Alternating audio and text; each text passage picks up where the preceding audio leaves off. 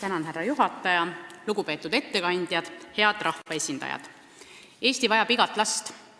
Meeldib meile tihti öelda ja kuuleme meiegi seda sõna siin saalis päris tihti. Selle tõenduseks me räägime valdavalt vanemahüvitisest ja lastetoetustest. Vanemahüvitis on kaheldamatult vajalik, lahendab see toimetulekumuresid, kui lapsed on veel väiksed. Lastetoetused on meil tõusnud kõrgemaks, kui need on iial olnud varem. Tulemuseks vaesuse vähendamine. Ka see on väga hea, kuid kas selleks piisab ainult, et rahvastikuprobleemi ja kriisi lahendada universaalsetest rahalistest meetmetest või peaksime me hoopis rohkem rääkima ka niinimetatud hinnatud vajaduspõhisest lähenemisest? Jah, otsus, kas saada laps nüüd ja praegu või mitte, on iga inimese, iga perekonna sügavalt individuaalne valik. Kindlasti mängib siin rolli, kui lapsesõbralikuna konkreetselt ühiskonda tajutakse. Kas meil Eesti on lapsesõbralik? Kas ma usun tulevikku?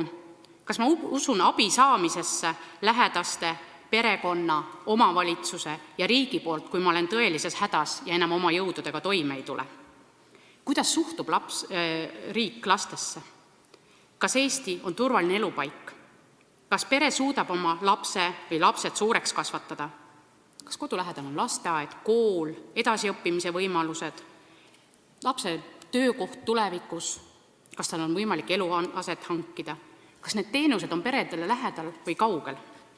Või mis saab siis, kui perel on hoopis mitmekordne hoolduskoormus, lapsed ja vanavanemad? Kas ma suudan tegelikult selle kõigega toime tulla?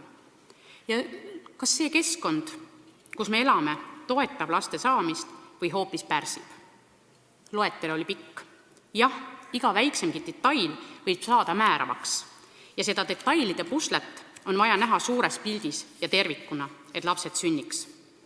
Eesti rahva, keele ja kultuuri kestmine on nii keskselt tähtis küsimus, et seda peab siin Riigikogus suures saalis arutama vähemalt korra aastas. Ning ma loodan südamest, et tänane arutelu on üks paljudest eelseisvatest. Arutelud rahvastiku püsimisest ja arengust ning teema riigi kõrgeimaks prioriteediks seadmine on kõige alus. Kuid tõeline tõehetk saabub alles siis, kui sõnadelt asutakse ka reaalsetele tegudele. Kui iga poliitika, mitte ainult harjumuspäraselt laste, pere, sotsiaal- ja hariduspoliitika, vaid ka näiteks eelarvepoliitika, keskkonnapoliitika, majandus- ja maksupoliitika, aga tegelikult regionaalpoliitika on suunatud just selle eesmärgi täitmisele. Ja meie tegevus peab olema järjekindel, mitte muutuma nagu tõmbetuultes, kui muutub koalitsioon või kui toimuvad valimised. Me vajame kokkulepet ning arusaamust kõigil tasanditel. Meie tegevusel on üks eesmärk, inimene ennekõike, ja iga laps on meile tähtis, lausa kulla väärtusega, sest tõeline rikkus on lasterikkus. Ehk õnn on lastes ja tugevates perekondades. Armastame tihti ju küsida seda küsimust endalt, miks on soomlased maailma õnnelikkuse edetabelis esimesed ja meie alles 70. kohal.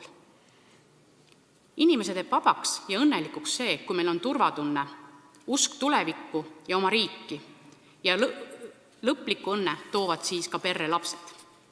Kuid selleks tuleb hoida oma inimesi ja kujundada Eesti just selliseks riigiks, kus meil kõigil on mõnus olla ja igaühest hoolitakse. Jah, perekond on meie turvavõrk, kuid ka side eesti keele ja kultuuri hoidmiseks. Elu on tervik, kus elu varasemates etappides tehtud otsused mõjutavad meie järgmisi valikuid ning meie inimeste haritus, tarkus ning tihti ka talupoja mõistus koos on hea alus tarkude otsuste tegemiseks. Kuid selleks on vaja alates laste varastest eluaastatest näidata neile õiget suunda, jagada teadmisi ning õpetada, võttes arvesse nii elukogemust kui teadust ja tõenduspõhisust. Ainult nii saame me kujundada suhtumist, suunata targemate ja tervislikumate valikute juurde ning baasväärtused ja baashoiakud saavad hoitud ja kaitstud. Mina usun Eestisse, kus lapsed on hoitud, kus lapsed on oodatud ning nende lapsepõlv on kaitstud ja õnnelik. Ning ma usun ka sellesse, et mingist hetkest tõesti need perekonnad, kus on rohkem kui 5 last, ei vaadata enam imelikult, vaid hoopis rõõmsa, sõbraliku ning toetava pilguga. Mis oleks, kui me lepiksime kokku, et tegutseme iga päev selle nimel, ja viime Eesti Euroopa 5 kõige lapsesõbralikuma riigi hulka, kus väärtustatakse nii lapsi kui perekesksust. Aitäh!